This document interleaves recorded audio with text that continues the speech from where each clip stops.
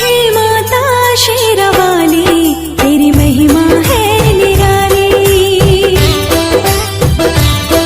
हे माता शेरावाली, तेरी महिमा है निराली।